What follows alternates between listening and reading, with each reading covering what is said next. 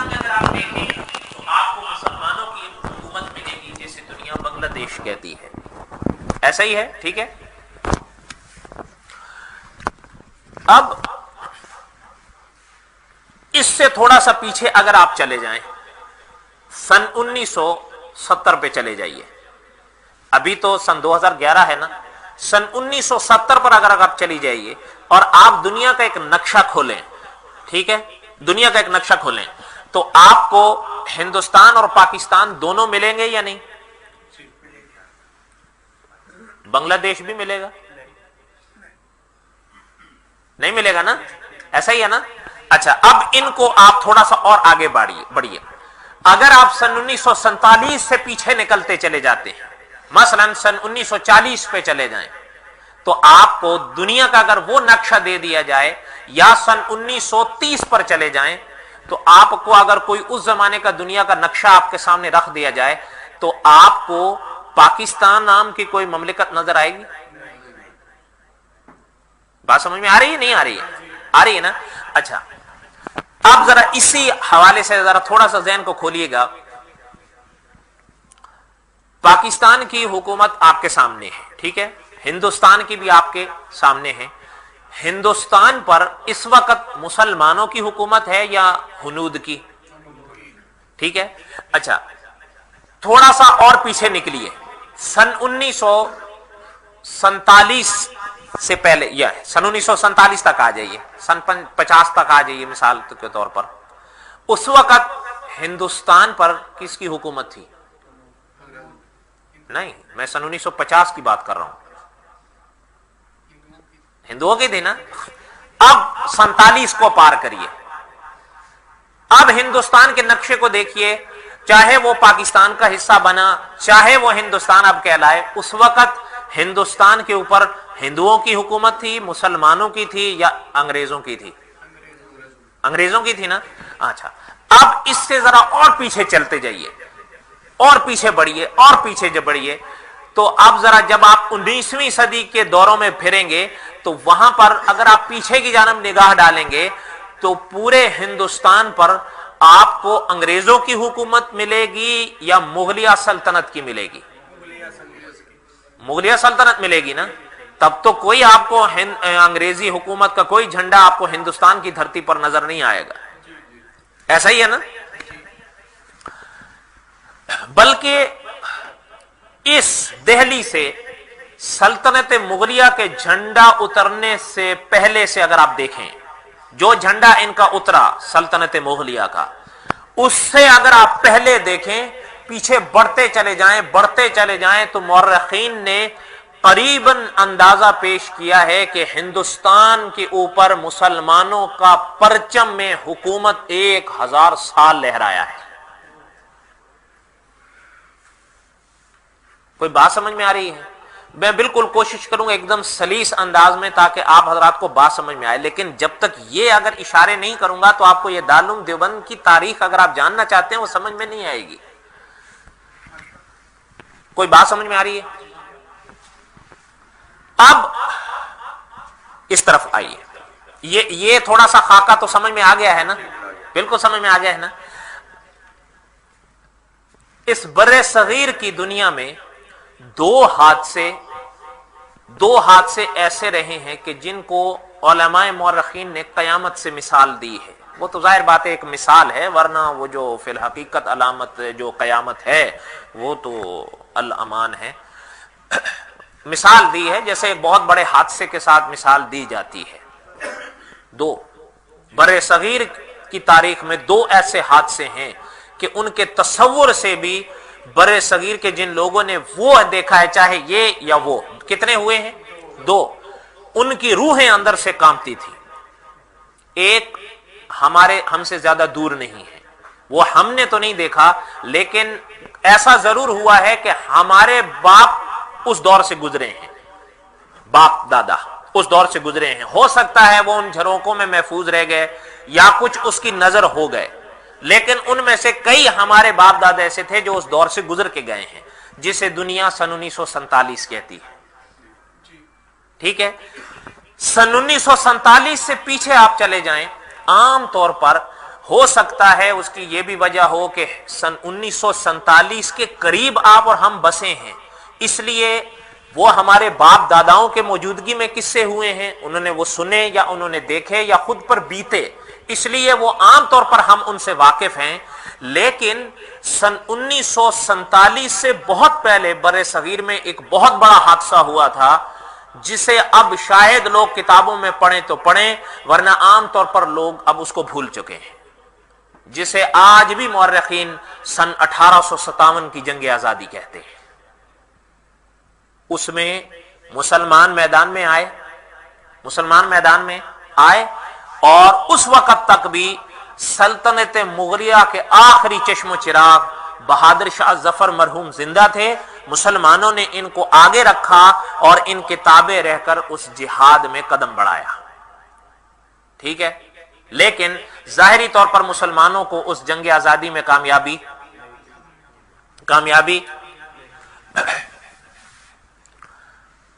یہاں تک کوئی بات سمجھ میں آئی ہے؟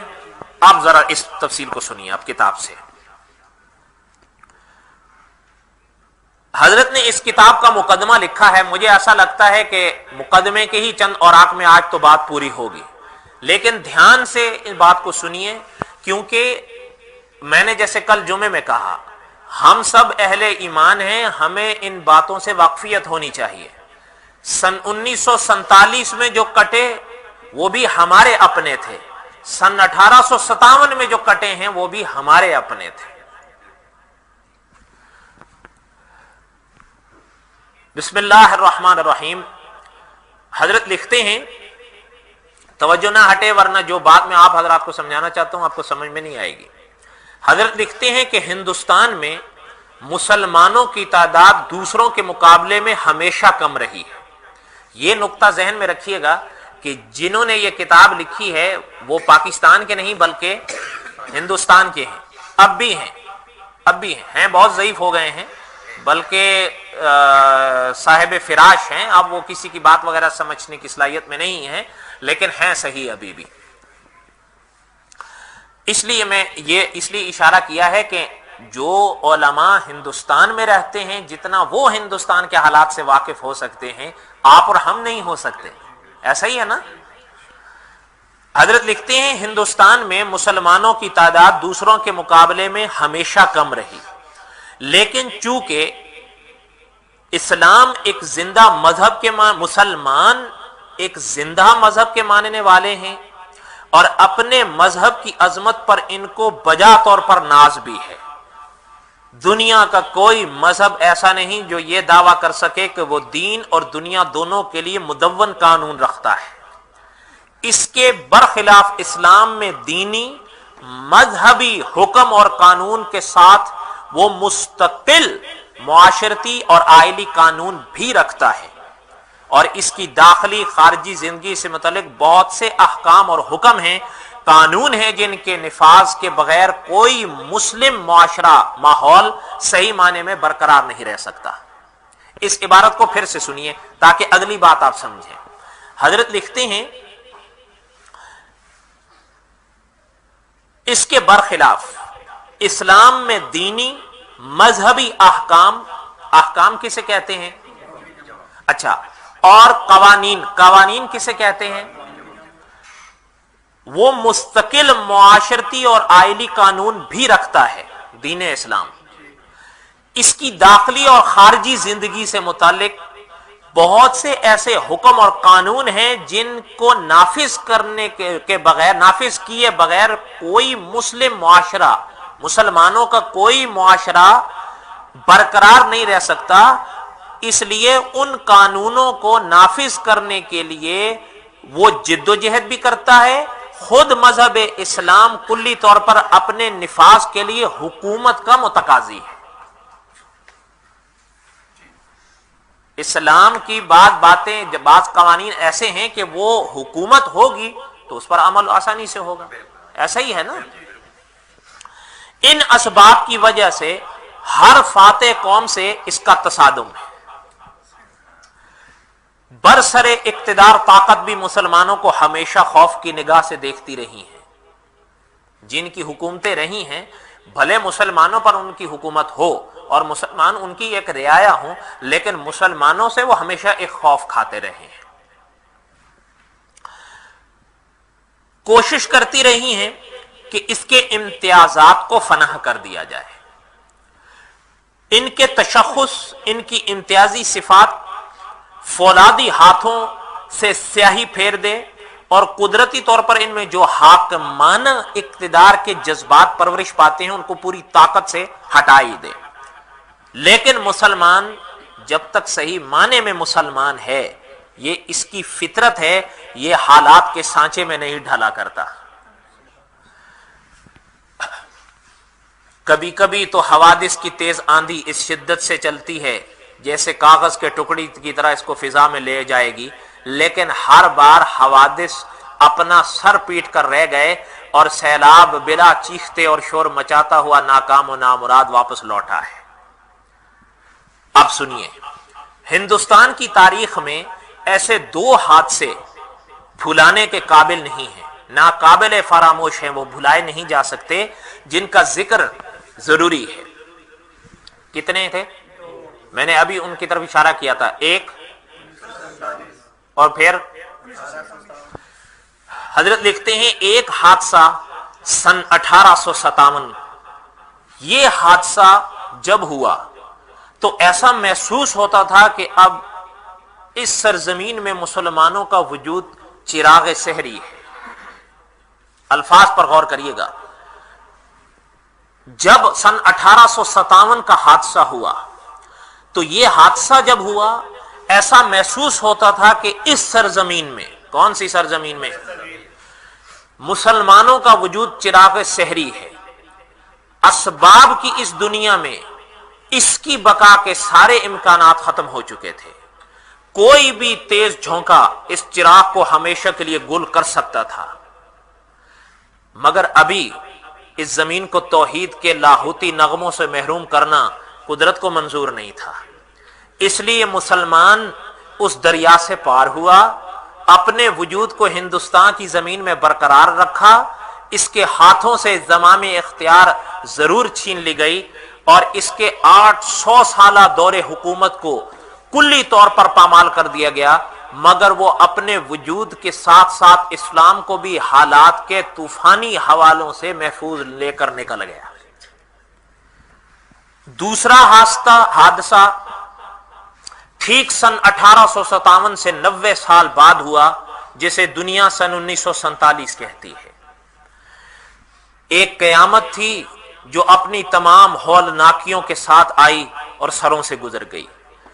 جس طرح کچے مکانات کی چھوٹی سی آبادی ہو جس کو سیلاب کا ریلا چاروں طرف سے گھیرتا ہے، اس کی دیواروں سے ٹکراتا ہے، پوری آبادی سیلاب کے کرم پر منحصر ہو کر رہ جاتی ہے، لیکن اپنے خام مکانوں کی لرزتی کانپتی چھتوں پر بیٹھے اپنی زندگی کے لمحات کو شمار کر رہے ہوں کچھ لوگ، دل دھڑکتا ہے ان کا، روح کانپتی ہے ان کی کہ دیوار اب بیٹھی، دیوار اب بیٹھی، چھت ابھی گئی، چاروں طرف سیلاب کا بھوت منہ کھولے ہوئے پوری آبادی کو نگلنے کے لیے بےتاب ہوتا ہے۔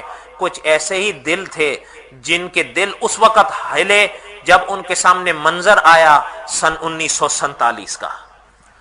بعد ہندوستان کے مسلمانوں کا تھا، حالات کا شکنجہ کستا جا رہا تھا، حوادث کا فولادی ہاتھ تھا مسلمانوں کی گردنوں کو پوری قوت سے دبوچ رہا تھا، جیسے اس خون آشام افریت کی پیاس اس وقت تک نہیں بجھے گی جب تک مسلمانوں کی رگوں کی لہو کی ایک ایک بوند نہیں نکلے گی، لیکن تاریخ شہادت دیتی ہے کہ ایسا نہ ہو سکا۔ ہوا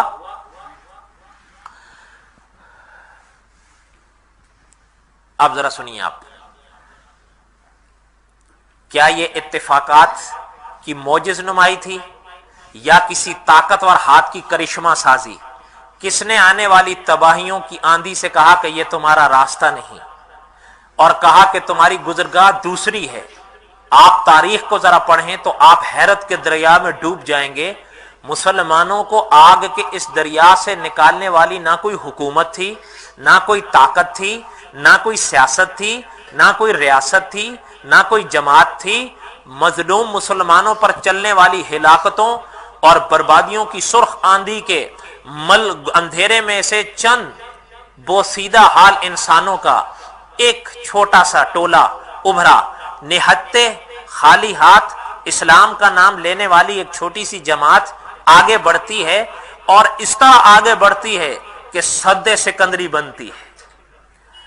چہرے پر عبادت کا نور ہے، سراپا سے اور تقدس کی پاکیزگی، زبان میں جادو کا اثر، الفاظ میں سچائی، دل میں فراست کا انمول خزانہ، علم کا پیکر، ہمت کے لحاظ سے دیوار اور ارادے کی مالک اس جماعت نے مسلمانوں کو اپنے حصار میں لیا۔ حالات کا مقابلہ کرنے کے لیے ایمان کی پوری توانائیوں کے ساتھ میدان میں آئے، اور ہوتا کیا ہے کہ کایا پلٹ جاتی ہے۔ یہ ہندوستان کے علماء کی ایک جماعت تھی، مدرسوں میں بیٹھ کر لوگوں کو ایمانی زندگی کا سبق پڑھانے والے، خانقاہوں کی چٹائیوں سے تخت شاہی کا کام لینے والے تھے۔ وہ اپنے لیے نہیں، اسلام کے لیے جیتے تھے۔ وہ خود کو دنیاوی لحاظ سے برباد ہوتے ہوئے دیکھتے تھے، لیکن ان کی غیرت ایمانی کو ایک لمحے کے لیے یہ برداشت نہیں تھا کہ اسلام پر آنچ آئے۔ تختے پر چڑھنا ان کو منظور تھا۔ تخت پر یا تختے پر؟ تختے پر۔ تخت پر تو چڑھنا آسان ہے، تختے پر چڑھنا مشکل ہے۔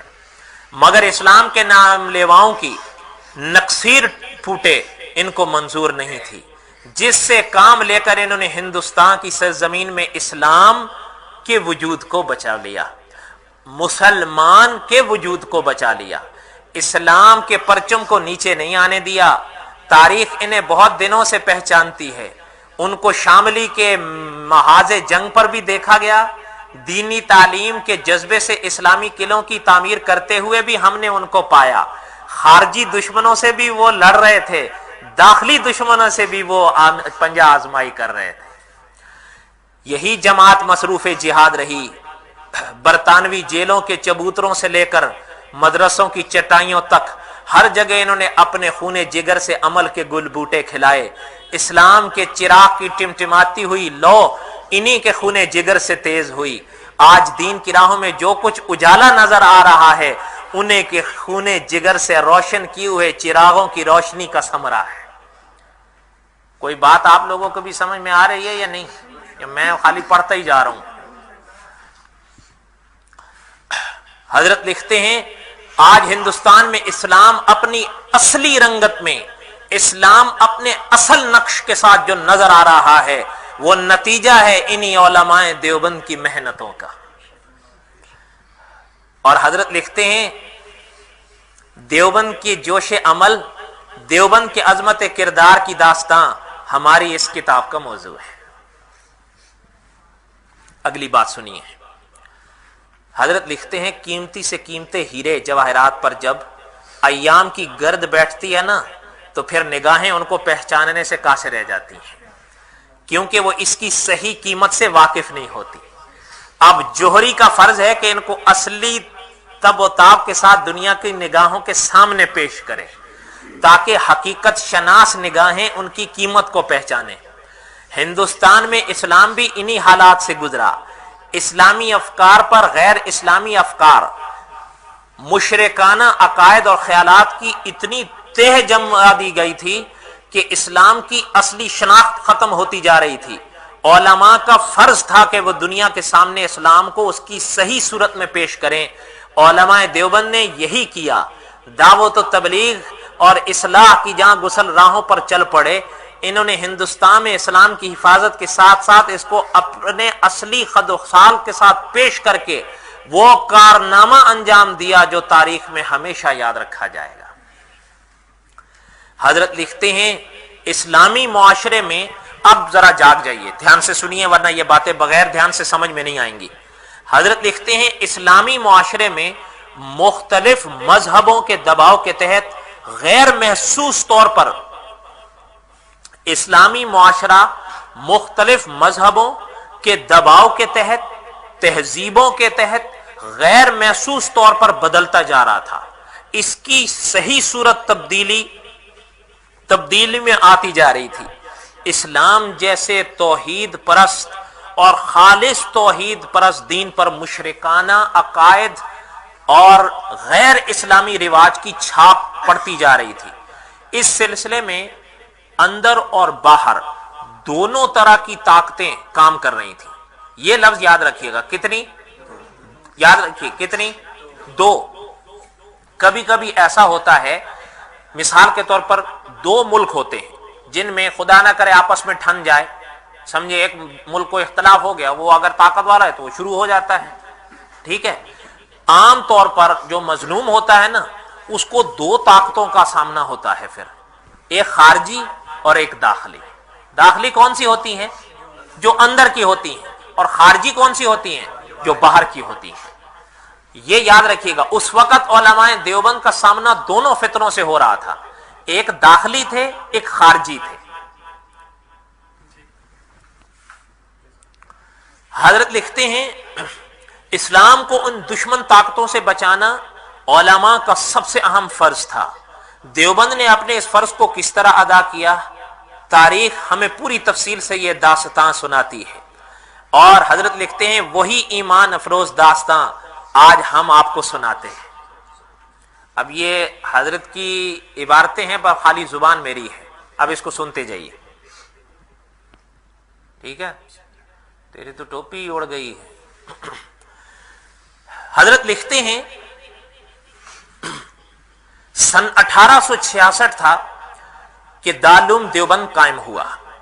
یہ ننا سا دارالعلوم دیوبند کی پوری تفصیل آگے چل کر آئے گی، یہ ابھی مقدمہ چل رہا ہے. ٹھیک ہے. یہ ننا سا پودا جو ایک چھوٹی سی گمنام آبادی میں اللہ کے چند بندوں نے اپنے ہاتھوں سے لگایا، 13ویں صدی پوری ہوتے ہوتے ایک تناور درخت بن گیا. اس کا آغاز ایک بہت معمولی مکتب کی شکل میں ہوا، اور جب 14ویں صدی شروع ہوتی ہے تو دارالعلوم عالم اسلام کی ایک مشہور مذہبی یونیورسٹی بنتا ہے. دارالعلوم دیوبند کا قیام در حقیقت تجدید دین کی ایک تحریک کا نقطہ آغاز تھا. ان باتوں کو ذرا غور سے سنیے. ابھی اصلاح امت کے ایک مستحکم مرکز کا قیام تھا. تعلیم کی ذمہ داریوں کے ساتھ علماء نے اس فریضے کو ادا کرنے میں کوئی کوتاہی نہیں کی جو وارث انبیاء ہونے کی حیثیت سے ان پر آتی تھی. یہی وجہ ہے کہ قیام دارالعلوم کے ساتھ ساتھ اسلام دشمن طاقتوں سے پنجہ آزمائی بھی شروع ہوئی. مسلمانوں کا معاشرہ جو غیر اسلامی عناصر سے مرکب تھا، اس کو اسلامی سانچے میں ڈھالنے کے لیے زندگی کے آخری لمحے تک وہ مصروف کار رہے. علماء نے اپنے اس فرض کی ادائیگی میں ذرا بھی دیر نہیں کی اور بہت جلد بدعات، مشرکانہ خیالات کے خلاف اعلان جنگ ہوا، اور کتاب و سنت کی شعراء سے تمام غلط خیالات اور مشرکانہ عقائد کے خس و خاشاک کو دور کرنے کی مہم کا آغاز ہوا. بحث مناظرے سے لے کر دینی تعلیم کی اشاعت اور مسلمانوں سے جہالت کو دور کرنے کی غرض سے سینکڑوں ہزاروں مدرسوں کا قیام، تصنیف کی راہ سے ہزارہ کتابوں کی اشاعت، مسند ہدایت اور خانقاہوں سے تزکیہ باطن، عیسائیوں، آریوں، قادیانیوں، شیعوں، بدعتیوں کا تعاقب، تبلیغ کی راہوں سے ساری دنیا میں عامت المسلمین کو دین کی راہوں پر لگانا. غرض یہ کہ تجدید دین کا کون سا پہلو ہے جس پر علماء دیوبند نے کام نہ کیا. حضرت لکھتے ہیں دارالعلوم دیوبند کے قیام کا زمانہ وہ ہے جب مسلمانوں پر ایک ہیبت ناک روح فرسا قیامت گزری تھی. اس ذرا پس منظر کو غور سے سنیے. میں نے پہلے کہا نا، ابھی اس ذرا دور کو آپ ذہن میں لائیے گا. دارالعلوم دیوبند کے قیام کا زمانہ وہ ہے جب مسلمانوں پر ایک ہیبت ناک قیامت گزری تھی. سلطنت مغلیہ کے آخری بادشاہ بہادر شاہ ظفر کو گرفتار کر کے رنگون کے قید خانے میں بھیجا جا چکا تھا. اس کام سے فارغ ہوتے ہی انگریزوں نے مسلمانوں کے دماغوں سے حکومت کی بو باس ختم کرنے کے لیے دہلی کے چوراہوں پر ان گنت سولیاں کھڑی کی. بے شمار ممتاز مسلمانوں کو گرفتار کر کے ہزاروں تماشائیوں کے ہجوم کے سامنے پھانسیوں پر لٹکایا گیا. تمام مسلمانوں کو بزور شمشیر دہلی شہر سے نکالا گیا، اور اس وقت تک ان کو دہلی میں قدم رکھنے کی اجازت نہیں دی گئی جب تک ان کی بے چارگی اپنی انتہا کو نہیں پہنچی. بے تحاشا گرفتاریاں، پھانسیاں مسلمانوں کو یہ یقین کرنے پر مجبور کیا گیا کہ ہندوستان میں اب ان کا کوئی مستقبل نہیں ہے۔ باہر سے آئی ہوئی قوم انتہائی روب، جلال، نادر شاہی ہیبت، خون خواریوں کے ساتھ ایک مطلقاً آمر بن کر دہلی پر آئی۔ دہلی کے کسی مسلم محلے میں تنہا اگر وہ فرنگی گزر جاتا تو مسلمانوں کا ہزاروں کا مجمع کائی کی طرح پھٹ جاتا، گھروں میں چھپ جاتے جیسے کوئی آدم خور آ گیا ہو۔ برسوں مسلمانوں کو یہ دھڑکا لگا ہوا تھا کہ کسی جرم میں گرفتار کر کے کہیں ہمیں ہٹا نہ دیا جائے۔ یہی ماحول اور یہی حالات تھے جب مسلمانوں کا وجود دوسروں کی چمچماتی ہوئی تلواروں کے سائے میں زندگی کے دن کاٹ رہا تھا کہ دینی، مذہبی، تہذیبی وجود کو مٹا دینے کا فیصلہ کیا گیا۔ غیروں کی عدالتوں میں طے کیا گیا کہ پورے ہندوستان کو عیسائیت کی راہ دی جائے۔ کون سی؟ اور ذرا غور سے کریے گا، جو عیسائی حکومت ہندوستان پر آئی انہوں نے حکومت ہندوؤں سے لی تھی یا مسلمانوں سے؟ ٹھیک ہے نا؟ لندن پارلیمنٹ کے اس فیصلے کے بعد مسلمانوں کے مذہبی، تہذیبی اس سلسلے کے حوالے سے پادریوں کا ایک لشکر ہندوستان پہنچتا ہے۔ مسلمانوں کے بارے میں جو فیصلہ ہوا یا ہندوستان کے لحاظ سے جو فیصلہ ہوا، پادریوں کا ایک لشکر ہندوستان پہنچتا ہے۔ اس لشکر میں سندھ، ملتان سے لے کر آسام، بنگال کی سرحد تک مسلمانوں کو اپنے دائرے میں لیا گیا۔ اس طرح کے مسلمانوں کے لیے کوئی جائے فرار نہیں تھی، چونکہ مسلمانوں کا نیر اقبال ڈوب چکا تھا۔ اس کے دوبارہ طلوع ہونے کے سارے امکانات ختم تھے۔ اس لیے برادران وطن کا ایک طبقہ، برادران وطن سے مراد کن کی ہے حضرت کی؟ نہیں، پھر سے سنیے، حضرت لکھتے ہیں چونکہ مسلمانوں کا نیر اقبال ڈوب چکا تھا، اس کے دوبارہ طلوع ہونے کے سارے امکانات ختم ہو چکے تھے۔ پہلے میں نے عبارت پڑھی نا کہ سلطنت مغلیہ کے آخری چشم و چراغ بہادر شاہ ظفر مرحوم کو گرفتار کر کے دہلی سے رنگون بھیجا جا چکا تھا، اور یہ سلطنت مغلیہ کے آخری چشم و چراغ تھے۔ ایک بات یاد آئی، علامہ خالد محمود صاحب کی، کہیں تو تھوڑا سا سنا دوں۔ علامہ خالد محمود صاحب سنا رہے تھے جب حضرت سیالکوٹ میں ہوتے تھے، سیالکوٹ میں، تو ایک دفعہ کالج میں سن 1957 آیا۔ کون آیا؟ سن 1957 کا سال آیا۔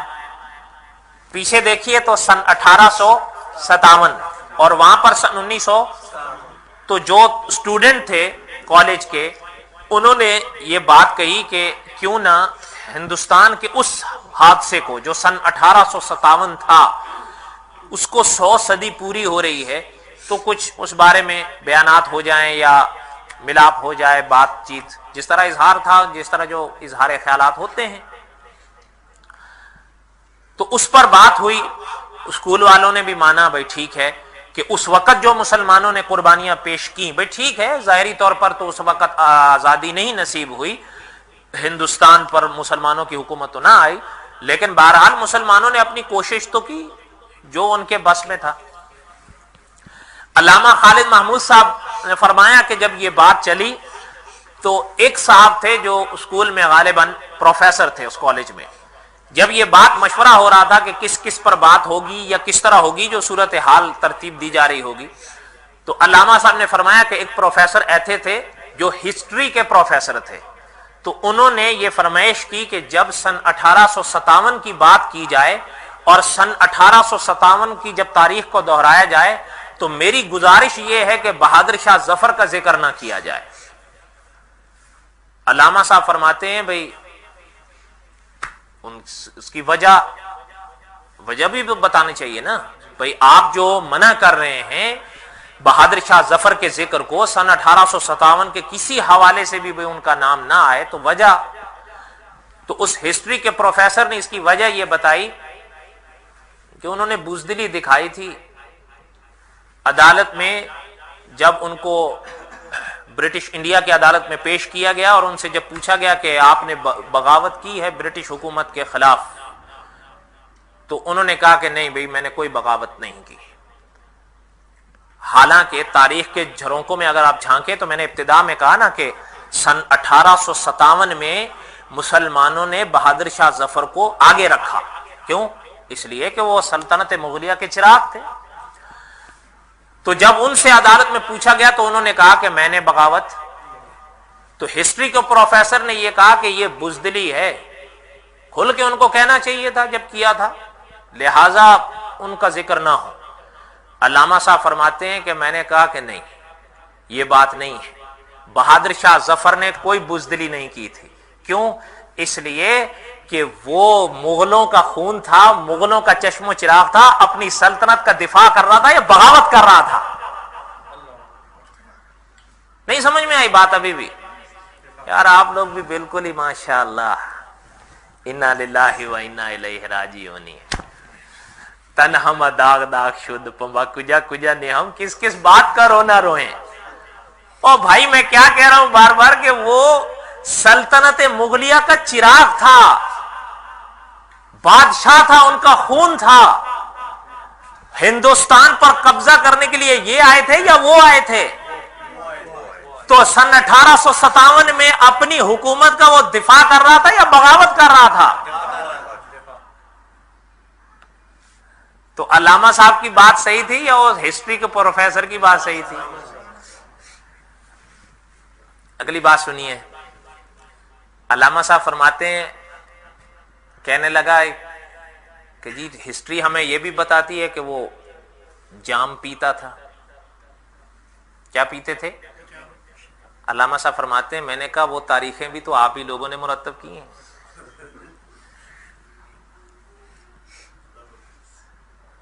وہ ہسٹریاں بھی تو آپ ہی لوگوں نے مرتب کی ہیں. بلکہ علامہ صاحب نے فرمایا بھائی سنو، وہ بھی میں نوش تھا، تم بھی میں نوش ہو. غور سے سنیے، علامہ صاحب نے وہاں پر فرمایا کہ تم بھی میں نوش ہو، وہ بھی میں نوش تھا، اسی کی میں نوشیوں کے چرچے ہیں کیوں. تم بھی میں نوش ہو، وہ بھی میں نوش تھا، لیکن فرق ہے اسے تم بہک گئے بن پیے ہی، مگر اسے پی کر بھی ہر بات کا ہوش تھا. کوئی بات سمجھ میں بھی آ رہی ہے؟ اس لیے حضرت شیخ مکی صاحب فرمایا کرتے ہیں کہ اگر کسی نے چلتا پھرتا انسائکلوپیڈیا دیکھنا ہو نا، ایک علامہ صاحب کو دیکھ لیا کرو. سمجھ میں آئی؟ اگلی بات سنیے،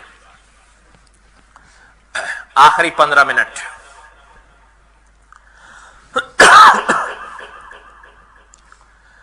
حضرت لکھتے ہیں چونکہ مسلمانوں کا نیر اقبال، جس وجہ سے میں اس طرف گیا تھا کہ حضرت نے برادران وطن کا اشارہ کدھر کیا ہے اس کو ابھی سمجھیے گا. نیر اقبال مسلمانوں کا ڈوب چکا تھا، اس کے دوبارہ طلوع ہونے کے سارے امکانات ختم ہو چکے تھے.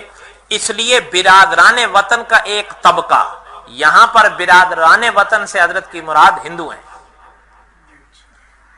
میں نے پہلے کہا تھا نا یہ باتیں یاد رکھنا کہ حضرت ہندوستان کے رہنے والے ہیں. تو وہاں پر جب یہ لفظ اکابر استعمال کرتے ہیں تو کن کے لیے کرتے ہیں؟ اور وطن کے لحاظ سے تو ہیں، وطن کے لحاظ سے تو ہیں. حضرت لکھتے ہیں برادران وطن کا ایک طبقہ آریہ سماج بھی مسلمانوں کے منہ آنے لگا. کون آنے لگا؟ آریہ سماج. آریہ سماج یہ آگے میں چل کے انشاءاللہ ان کی تفصیلات عرض کروں گا انشاءاللہ اللہ تعالیٰ نے اگر زندگی دی. آریہ بس آپ فی الحال یہ سمجھ لیجئے کہ آریہ سماج ہندوؤں کا ایک فرقہ ہے. ٹھیک ہے؟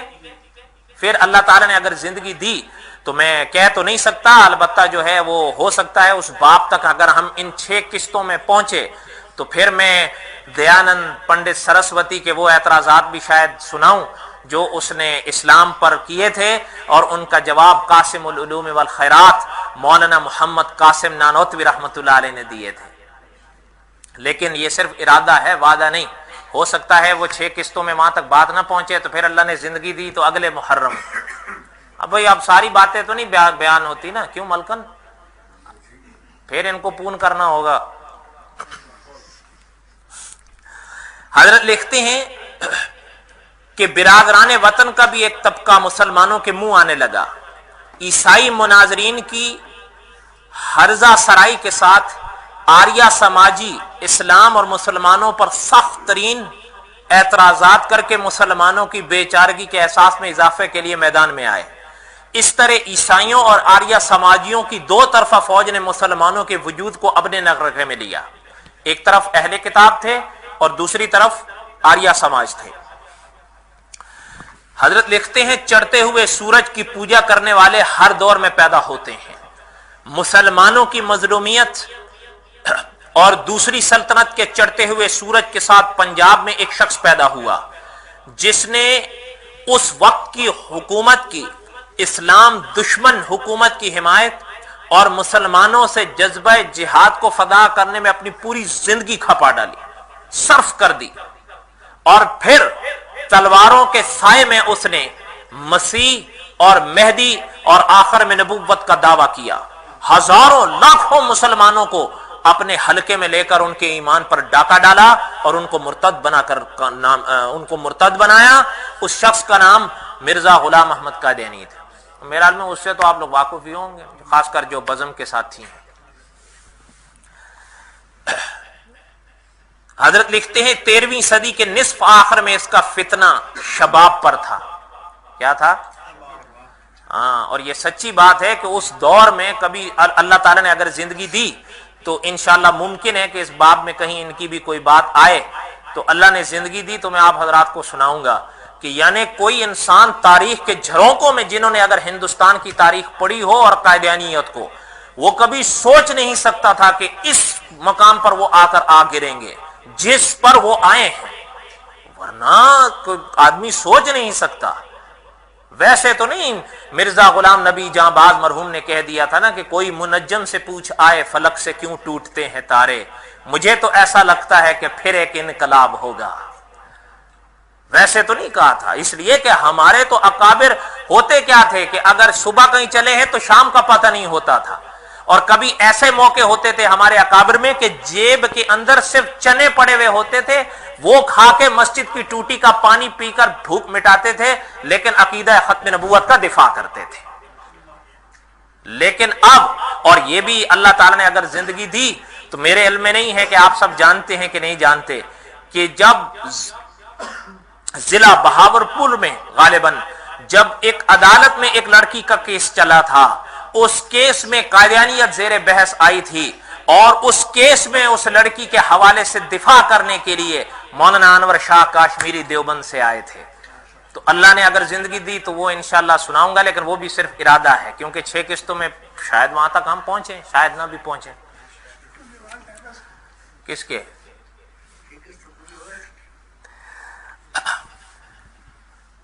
حضرت لکھتے ہیں داخلی فتنوں میں دوسرا فتنہ شیعیت کا تھا۔ کس چیز کا تھا؟ شیعیت کا تھا، جو قادیانیت سے بھی قدیم تھا، پرانا تھا، اور اس میں کوئی شک نہیں ہے۔ ہندوستان میں اس کی بنیاد جہانگیر بادشاہ کے زمانے میں پڑی، جس نے ایک ایرانی لڑکی یعنی ایک ایرانی عورت کو اپنا کر اس کو حکومت کے سیاہ و سفید کا مالک بنایا۔ اس عورت کی داخلی خود مختاری کا علم جب اہل ایران کو ہوا تو وہاں سے گھیپ کی گھیپ آنے لگی اور حکومت کے عہدوں پر وہ چھاتے چلے گئے۔ پھر ایک وقت آیا کہ بہت سے ان لوگوں نے جاگیردار ان لوگوں کو بنایا گیا، اپنے اپنے علاقوں کے خود مختار حکمران بنائے گئے۔ اسی بہتی گنگا میں میر سید محمد امین کو اودھ کی جاگیر ملی، اور پھر بتدریج یہ نوابی شہنشاہیت میں تبدیل ہوتی گئی اور نوابان اودھ کو بادشاہ کے نام سے یاد کیا جانے لگا۔ شیعیت نے اپنے دور عروج میں سینکڑوں مشرکانہ عقیدے مسلمانوں میں جاری کیے۔ پورے اسلامی معاشرے میں شیعیت کے جراثیم پھیلے جو بتدریج اہل سنت والجماعت کے مسلمہ عقائد میں ملتے چلے گئے۔ تیسرا فتنہ علماء سو کا اٹھا۔ کن کا اٹھا؟ ان کی وجہ سے توحید اور سنت، غور سے سنیے اس باب کو، تیسرا فتنہ علماء سو کا اٹھا۔ ان کی وجہ سے توحید و سنت کے بجائے بدعات اور مشرکانہ خیالات ان پڑھ مسلمانوں میں پھیلے۔ شیعوں نے حب اہل بیت کا ڈھونگ رچا کر اسلام کو تباہ کرنے کا کوئی پہلو نہیں چھوڑا، اور ان علماء سو نے حب رسول کا دعویٰ بلند بانگ دعویٰ کر کے رسول کو اور اولیاء کو الوہیت کے مقام پر ہی کھڑا کر دیا۔ پھر اس عقیدے کے اور بھی برگ و بار پیدا ہوئے۔ ہندوستان میں ہزاروں قبروں کو خانہ کعبے سے بڑھ کر مقدس بنایا گیا اور سارے خدائی اختیارات ان بزرگوں کے لیے مان لیے گئے۔ کروڑوں انسانوں کو توحید و سنت سے منحرف کر دیا گیا۔ خدائے واحد کے ایک آستانے سے ہٹا کر ہزاروں آستانوں پر جھکا دیا گیا، اور قوالیاں، ہارمونیم، ڈھول کا تال، سر تصوف کے وسیلے اور ذریعے بنتے چلے گئے۔ قبروں کے چڑھاوے اور نذرانے ذریعہ معاش بن گئے، اور ہر مزار پر مال تجارت کی طرح کسی خاندان کا قبضہ ہو گیا۔ اگر آپ کو کبھی اس کی تفصیل جاننا چاہیے ہو نا، علامہ خالد محمود صاحب کی کتاب مطالعہ بریلویت پڑھی ہے۔ اب اس میں زیادہ تفصیل تو میں سنا نہیں سکتا، البتہ ایک خلاصہ مفہوم کے تحت سناتا ہوں۔ ایک باپ مرا، اور یہ سچا واقعہ بتا رہا ہوں۔ ایک باپ مرا، اس کے غالباً 2 بیٹے تھے۔ کیا تھے؟ 2۔ تو وراثت کے یہ حقدار تھے نا، کیونکہ باپ کے وارث تو تھے۔ اب باپ کے پاس اور بھی کافی ساری جائیداد تھی، اور اس باپ ہی کے وراثت میں ایک کوئی مزار کا سلسلہ بھی تھا۔ بات یہ چلی بھئی کس طرح ہو جائے۔ ایک بیٹے نے کہا بھئی مجھے سوائے مزار کے کچھ نہیں چاہیے، وہ دے دو جو خانقاہ ہے، جو مزار ہے، باقی جتنی جائیداد ہے میرے بھائی کو دے دو، مجھے نہیں چاہیے۔ وہ جو دوسرا تو اس نے کہا یار یہ تو وہ تمہارے نیارے ہیں، وہ جیسے یہ کہتا ہے پتہ نہیں 2 اور چوپڑیاں بھی اور پتہ نہیں کیا کیا، وہ تو سارا ہی وہ ہو گیا، راضی ہو گیا۔ آپ ہوتے پتہ نہیں راضی ہوتے کہ نہ ہوتے، وہ راضی ہو گیا۔ ایک کے کھاتے میں آیا صرف مزار، دوسرے کے کھاتے میں کل جائیداد، کیونکہ وہ تو خود ہی اس نے کہا مجھے چاہیے نہیں، اس کو دے دو۔ کچھ ہی عرصہ گزرا، یہ تو کنگال ہو گیا، لیکن مزار والا تو دھنی ہو گیا۔ مذاق نہیں کر رہا ہوں، آپ پڑھ لیں مطالعہ بریلویت میں۔ حضرت لکھتے ہیں ہندوستان کا مسلمان 13ویں صدی کے نصف آخر میں خارجی اور داخلی فتنوں میں گھرا تھا۔ حضرت لکھتے ہیں یہ اس کا ایک اجمالی خاکہ ہے۔ دین کی صحیح تعلیم انقا تھی، ہر طرف بدعات کا دور دورہ تھا۔ اسی ماحول میں اللہ کے بندوں نے دارالعلوم دیوبند کی بنیاد ڈالی۔ ہم اس اجمال کی تفصیل آئندہ ورقوں میں آپ کے سامنے پیش کرتے ہیں۔ ہندوستان کے مسلمانوں کی دینی مذہبی زندگی جن اسلام دشمن توحید مخالف عقائد کا شکار تھی، اس کی واضح تصویر آپ کے سامنے آئے گی۔ اس کی روشنی میں آپ دیوبند کی عظیم الشان خدمات کی صحیح قیمت کا اندازہ کریں گے۔ آخری 5 منٹ، یہاں تک بات سمجھ میں آ گئی ہے؟ یہاں تک بات سمجھ میں آئی ہے؟ اس دور کے حالات کی کوئی بات سمجھ میں آئی ہے؟ اچھا، یہ جہاں تک بات چل کے آئی ہے، یہ جس دور کی بات حضرت لکھتے آ رہے ہیں اور آپ سنتے آ رہے ہیں، دارالعلوم دیوبند بن گیا ہے؟ دارالعلوم دیوبند بن گیا ہے؟ غور سے سنیے، حضرت لکھتے ہیں، اچھا یہ بھی ابھی غور سے سنیے، غور سے اس بات کو سنیے۔ یہ ہمارا جو موضوع ہے، یاد رکھیے گا، یہ رد عیسائیت نہیں ہے، یہ رد عیسائیت نہیں ہے، یہ رد شیعیت نہیں ہے، رد بریلویت نہیں ہے۔ ہاں یہ نقطہ یاد رکھیے گا، آپ اسے مطالعہ عیسائیت تو کہیے، یہ مطالعہ عیسائیت تو ہے، مطالعہ شیعت تو ہے، مطالعہ قادیانیت تو ہے، یہ ان کے رد نہیں ہے، میں تو صرف ایک تاریخ کے طور پر ان کو بیان کر رہا ہوں۔ آپ کبھی اگر اس نقطے کو ذہن میں رکھیں نا، اور اس نقطے کو ذہن میں رکھ کر علامہ خالد محمود صاحب کی کتاب مطالعہ بریلویت کی 8 جلدیں پڑھیں تو آپ کو سمجھ میں آئے گی۔ علامہ خالد محمود صاحب نے بھی مطالعہ بریلویت میں لکھا ہے کہ میری یہ کتاب مطالعہ بریلویت ہے، رد بریلویت نہیں۔ حضرت نے واضح کر کے لیا، حضرت نے لکھا ہے میری یہ کتاب مطالعہ بریلویت ہے، رد بریلویت نہیں۔ علامہ صاحب نے لکھا ہے کہ ہم نے یہ کتاب بطور ایک مورخ کے لکھی ہے، نہ کہ بطور ایک مخالف کے۔ ہاں، یہ نقطہ ذہن میں رکھ کے اس کتاب ان باتوں کو سنیے نا، کیونکہ کہیں ایسے بھی اعتراضات آگے سننے میں آپ کے آئیں گے جن کے جواب تو میں نہیں دوں گا، اس لیے کہ وہ میرا موضوع نہیں ہے۔ حضرت لکھتے ہیں سن 1857 کے ہنگامے سے پہلے ایسٹ انڈیا کمپنی ہندوستان کے بڑے حصے پر قابو پا چکی تھی۔ اسی وقت سے یہ پالیسی بنی کہ سونے کی اس چڑیا کو قبضے میں رکھنا ہے۔ سونے کی چڑیا سے مراد اس کی پہلی شرط یہ تھی کہ ہندوستان میں عیسائیت کو لایا جائے، ہندوستان میں عیسائیت کو،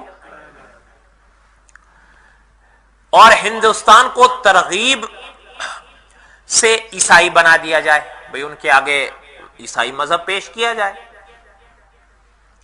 اسی نقطے سے اس بات کا آغاز ہوا۔ لندن میں باقاعدہ ایک مرکز علمی صرف اس لیے قائم کیا گیا تھا کہ عیسائی مشنری کو اردو، فارسی، عربی کی مکمل تعلیم دی جائے۔ وہ مرکز برسوں سے ایسے پادریوں کی ایک فوج تیار کرنے میں لگے رہے جو علوم اسلامی اور مسلمانوں کی مذہبی کتابوں سے پوری طرح واقف ہوں اور مسلمانوں کے مجمع میں اردو میں تقریریں کریں۔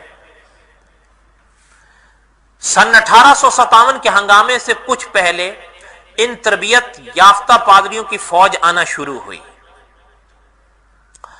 اس سلسلے میں انگلستان کی پارلیمنٹ پر زور دیا گیا کہ وہ ہندوستان میں یہاں کے باشندوں کو عیسائی بنانے کی مہم میں مدد کی جائے، اور اگر ہو سکے تو یہاں کے باشندوں کو عیسائی بنانے کی مہم شروع کرے۔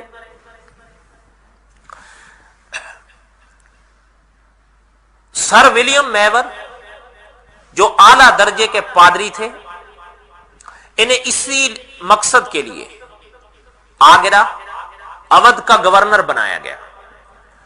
انہوں نے اپنی ملازمت کے دوران ہی لائف آف محمد لکھی۔ اسلام کی حمایت میں ہوگی۔ اسی کے ساتھ یورپ کی ایک انجمن جس کا نام متحدہ مذہبی مجلس رکھا گیا، اسلام پر اعتراض کرنے کے لیے مناظر پادریوں کا ایک زبردست جتھا تیار کر کے ہندوستان بھیجتا ہے، جس کے سرخیل پادری فنڈر تھے، اور پادری صاحبان بھی ان کے ساتھ تھے، اور اس رنگ میں تھے کہ بڑے بڑے پادری تھے، عربی، فارسی، اردو زبان پر عبور رکھتے تھے۔ پادری فنڈر کے معاون بنائے گئے، خود فنڈر صاحب بھی عربی فارسی میں کامل دستگاہ رکھتے تھے۔ آپ اور ہم تو اردو بھی صحیح نہیں بول سکتے، اردو زبان پر پوری طرح قادر تھے۔ اور پادری صاحب نے ہندوستان آ کر پہلی کتاب لکھی، میزان الحق۔ کیا لکھی؟ جب یہ سلسلہ چلا تو ایسٹ انڈیا کمپنی کو کامیابی کی پوری توقع تھی، چونکہ سلطنت مغلیہ اپنی زندگی کی آخری سانس لے رہی تھی، اس میں کوئی دم نہیں تھا، اس لیے پادریوں کی یہ حرکت آگے بڑھنے لگی۔ پادری فنڈر روزانہ دہلی جامع مسجد کی سیڑھیوں پر عصر اور مغرب کے درمیان عوام کے سامنے عیسائیت کے فضائل پر تقریر کرتے تھے اور اسلامی تعلیمات پر اعتراض کرتے تھے۔ یہ پادریوں کی تقریریں تھیں، لیکن ان کے سامنے کسی کو لب کھولنے کی ہمت نہیں ہوتی تھی۔ ان کی تقریروں کا عوام پر کچھ نہ کچھ اثر بھی ہوتا تھا، لوگ اسلام ترک کر کے عیسائیت قبول کرنے چلے تھے۔ اس دور کے بہت سے اسلامی نام کے پادری آپ کو تاریخوں میں نظر آئیں گے۔ اگر آپ اس دور کی تاریخ پڑھیں، آپ کو بہت سارے وہ ہوں گے پادری، لیکن آپ حیران ہوں گے کہ ان کے نام یہ کیوں ہیں. مثلا پادری محی الدین، پادری صفدر علی، یہ وہی ہیں جنہوں نے اس وقت اسلام چھوڑ کر کے عیسائیت کو قبول کیا تھا. جن لوگوں نے ان پادریوں کی تقریریں مسلسل سنی تھیں، ان میں ایسے لوگ بھی پائے جاتے تھے جن کا ایمان ہل چکا تھا. کیا تھا؟ ہل چکا تھا. کیونکہ تبلیغ عیسائیت کی مہم پورے زور سے تھی. ہر مرکزی شہر میں ان کا پریس تھا، اخبار تھے، ہر سنٹر میں عیسائی مناظرین اور مقررین کی پوری فوج ہوتی تھی. شب اور روز اپنی مہم میں مصروف تھے، اس لیے وہ کامیاب بھی ہوتے تھے. کوئی نہ کوئی عیسائی ہوتا رہتا تھا. پھر عیسائی ہو جانے والوں کا اکرام بھی ہوتا تھا، خوشحالی بھی ان کے قدم چومتی تھی، اور انگریزی حکام سے رابطے کی وجہ سے ان کی اہمیت بڑھ جاتی. اس لیے ترغیب اور ترہیب دونوں راہوں سے عیسائیوں کی کامیابی کے آثار نظر آتے تھے. بات سن رہے ہیں؟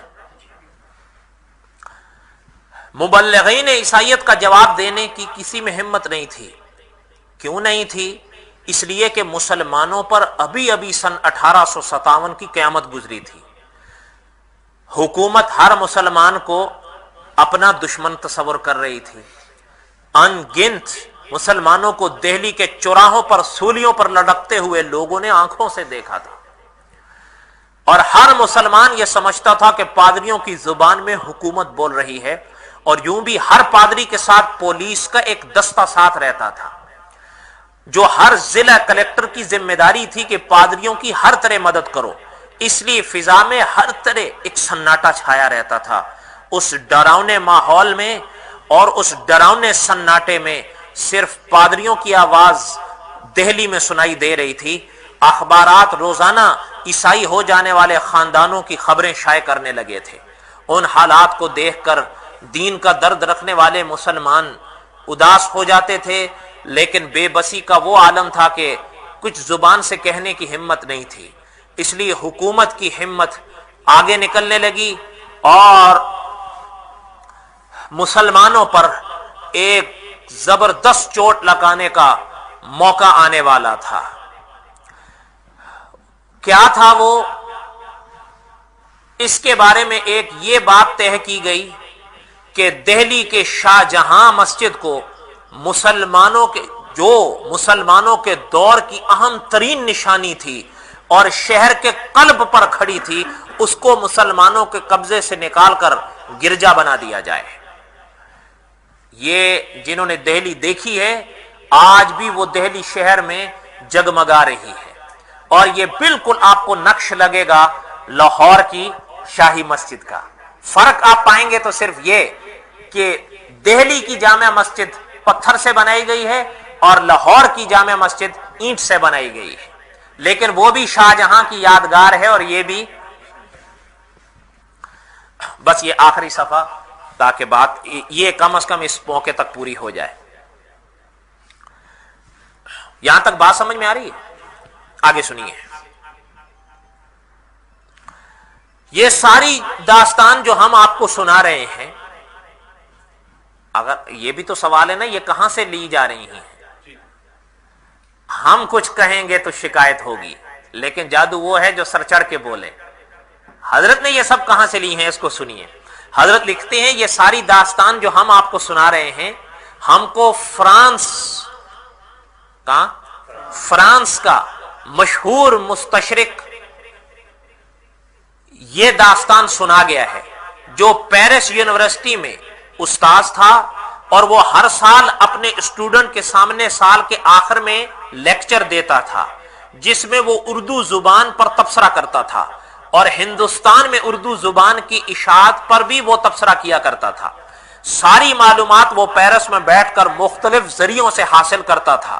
وہ ہندوستان میں انگریز عہدیداروں سے براہ راست خط و کتابت کا سلسلہ رکھتا تھا، ان سے اس سلسلے میں ضروری معلومات فراہم کرتا تھا. رسالوں، کتابوں، اخباروں کے شمارے منگاتا تھا، ان کو پڑھتا تھا. اپنے لیکچر میں ان تمام اخباروں، رسالوں کی اور دیوانوں کی قدر و قیمت، مصنفین کے حالات ان کی بھاگ دوڑ ان کی قدر و قیمت کو بھی ظاہر کرتا تھا. اسی سلسلے میں وہ بعض اوقات ہندوستان کی سیاسی مذہبی سرگرمیوں کا بھی تذکرہ کر دیتا تھا. وہ فی الحقیقت پکے عیسائی تھے، ہندوستان میں عیسائیت کے فروغ سے خوش بھی تھے. وہ عیسائی مبلغین کی کوششوں کی سرگرمیوں کو بڑے شوق سے بیان کیا کرتے تھے. ان کے لیکچروں کا اردو ترجمہ کیا تھا ڈاکٹر حمید اللہ صاحب رحمۃ اللہ علیہ نے. یہ پیرس میں ہوتے تھے. ابھی میرے حال میں ان کے تعارف کا وقت نہیں ہے، ورنہ میں ان کا تعارف بھی کرا دیتا. یہ پیرس میں رہے ہیں اور ان کا ایک بہت بڑا معقول کام ہے. اللہ نے زندگی دی تو کبھی سنائیں گے. ان کی اس لیکچروں کا اردو ترجمہ ڈاکٹر حمید اللہ مرحوم مقیم پیرس کی تصحیح اور نظر ثانی کے بعد شائع ہو چکا ہے. ہم اسی سے آپ کو اس دور کی داستان سنا رہے ہیں. ایک بات سنیے جس پر ختم کرتے ہیں. اچھا، یہاں تک میں ابھی 34 صفحے تک آ گیا ہوں. 34 اور 35 دو پورے کر دوں تو 35 ہو جائیں گے. پھر اگلے اس سے پھر انشاءاللہ ہم آگے کر دیں گے. 36 سے اگلے کر دیں گے. حضرت لکھتے ہیں کہ یہ خطبات جو ان پروفیسر صاحب نے دیے، کہاں دیے؟ پیرس یونیورسٹی میں. یہ خطبات ہیں سن 1850 سے لے کر سن 1869 تک. 19 سال کے عرصے میں انہوں نے وہاں پر دیے. اور یہ وہی زمانہ ہے جب عیسائیت کی تبلیغ پورے زور پر تھی ہندوستان میں. حضرت لکھتے ہیں کہ یہی صاحب جو پیرس یونیورسٹی کے استاد رہے ہیں، 5 دسمبر سن 1850 کو ایک لیکچر دیتے ہیں. اس لیکچر میں وہ کہتے ہیں کہ رومن کیتھولک کیا ہے؟ فرقہ، عیسائیوں کا ایک. ان کے بہت سارے فرقے ہیں اور پاکستان میں ان کے 4 فرقے ہیں. کتنے ہیں؟ اچھا، ان کے بہت سارے فرقوں میں 2 فرقے بڑے ہیں. کتنے؟ 2. ان میں ایک یہ کیتھولک ہے اور یہ پرانا ہے اور یہ اپنی نسبت حضرت عیسیٰ بن مریم سے کرتے ہیں علیہ السلام. حضرت لکھتے ہیں کہ پروفیسر صاحب اپنے لیکچر میں کہتے ہیں کہ رومن کیتھولک نقطہ نظر سے رومن کیتھولک مشنریوں نے مکتبہ قائم کیا ہے مختلف صوبے جات میں، جس میں حال ہی میں اور چیزوں کے مذہبی عقائد کے سوال و جواب کی کتاب چھپی ہے. پروٹیسٹوں کی مذہبی مطبوعات کا میں آپ سے ذکر نہیں کروں گا، وہ بلا شبہ بہت زیادہ ہیں اور ان کی اشاعت سے اہل ہند میں عیسائی خیالات کی اشاعت ہوتی رہتی ہے. آگے لکھتے ہیں، وہ بتاتے ہیں اپنے لیکچر میں، گزشتہ سال میں نے آپ سے رام چندر کے عیسائیت قبول کرنے کا ذکر کیا ہے اور میں نے ابھی اس کے اخبار کا ذکر کیا ہے جس کے وہ ایڈیٹر ہیں. اسی سال ایک ہندوستانی شہزادے کا ذکر کرتا ہوں. وہ صرف یہی ایک ہندوستانی شہزادہ ہے جو ہمارے زمانے میں عیسائی ہوا ہے. یہ مہاراجہ دلیپ سنگھ لاہور کے شاہی خاندان کا سکھ شہزادہ ہے. اس نے فتح گڑھ میں 8 مارچ کو عیسائی مذہب قبول کیا ہے. آگے سنیے، لکھتے ہیں میں نے اپنے 5ویں انہوں نے اپنے خطبے میں ایک چیز اور ذکر کی. یہ لیکچر انہوں نے 4 دسمبر سن 1854 کو دیا. صاحب کہتے ہیں کہ ہندوستان کے مصنفین میں بعض ایسے ہندو بھی پائے جاتے ہیں جو عیسائی ہو گئے ہیں، بعض مسلمان بھی ہیں جنہوں نے عیسائی مذہب قبول کر لیا ہے.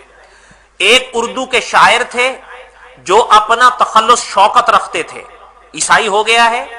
شیفتہ اپنے تذکرے میں کہتے ہیں کہ شوکت بنارس میں ایک یورپین کا بڑا دوست تھا. اس کی ترغیب سے اس نے اسلام چھوڑ کر عیسائی مذہب قبول کیا. چنانچہ اس نے اپنا نام بھی منیف علی سے بدل کر منیف مسیح رکھ لیا ہے. ایسی حالت میں نام کی تبدیلی اکثر صورتوں میں ضروری ہوتی ہے. ہندوستانی زبان کے ایک اور شاعر نے جو عیسائی ہو گیا ہے اپنا نام فیض محمد سے بدل کر فیض مسیح رکھ لیا ہے. ہندوستان میں عیسائیت کے فروغ کے لیے باضابطہ حکومت کی طرف سے باتنخواہ پادری کام کرنے چلے.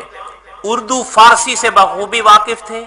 پریس چھاپا خانے کی تمام سہولتیں میسر تھیں. بڑے پیمانے پر اخبارات، رسالے، کتابیں نکل رہے تھے. یہی موصوف 4 دسمبر سن 1856 کو ہمیں بتاتے ہیں کہ حضرات میں نے آپ کو ان مذہبی کتابوں کا حال نہیں سنایا جو مبلغین عیسائیت پر اپنے مذہب کی تبلیغ کے لیے پیش کر رہے ہیں. ایسی کتابوں میں عہد نامہ قدیم، عہد نامہ جدید کے ترجموں کے ساتھ ساتھ ان مقدس کتابوں کو پڑھ کر بہت کم ہندوستانی نے اپنا مذہب چھوڑا ہے ان کتابوں کو پڑھ کر. لیکن ہم اس سے انکار نہیں کریں گے کہ جن لوگوں نے انہیں پڑھا ہے ان کی زندگی پہلے سے بہتر اور زیادہ خوشی کی ضرور ہوتی جا رہی ہے. اور پھر اب اس پھر کے بعد انشاءاللہ اگلے ہفتے، ٹھیک ہے، یہ پہلی قسط ہے. اس حالات کو ذہن میں رکھیے.